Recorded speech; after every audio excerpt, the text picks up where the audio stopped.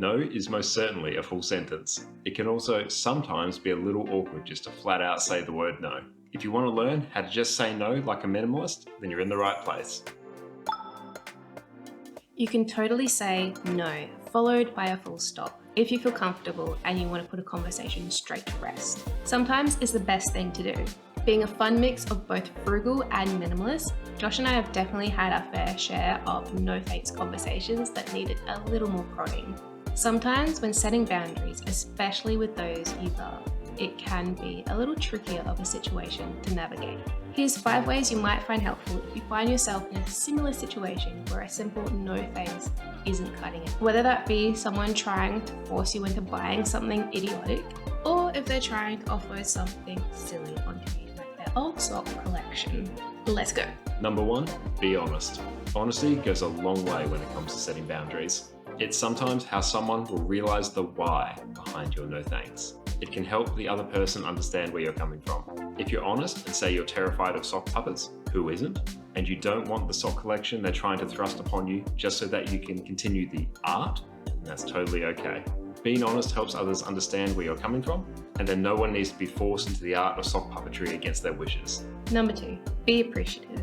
Sometimes it's a good idea to put yourself in their shoes for a split second and try and understand. Is it a nice thing they're trying to do from their perspective? Showing your appreciation with a simple thanks can go a really long way in making sure their feelings aren't hurt.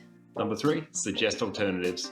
Deflect if they're still not getting it by suggesting some other alternatives. Other options, compromises, or perhaps someone else you know who would love a sock collection.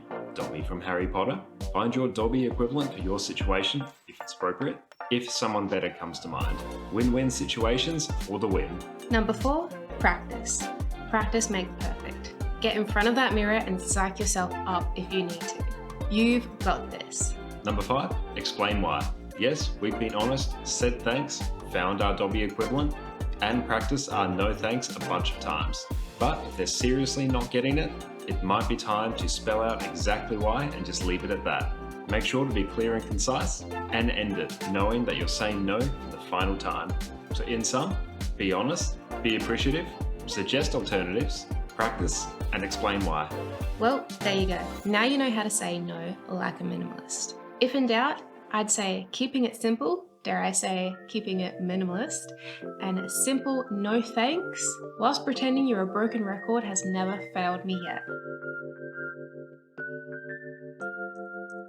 No. No. Don't you pat me on the head. I'm Addie. Don't. No is most certainly a full letter sentence. A full letter sentence.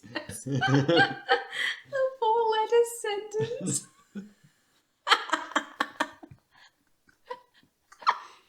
A 4-letter sentence. No.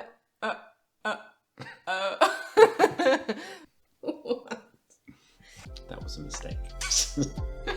Chuckles Magoo over there. You just said it with such conviction. It's so unexpected. And my brain was like, what? I'm crying. Like, it's like, it can also sometimes be a 4-letter sentence.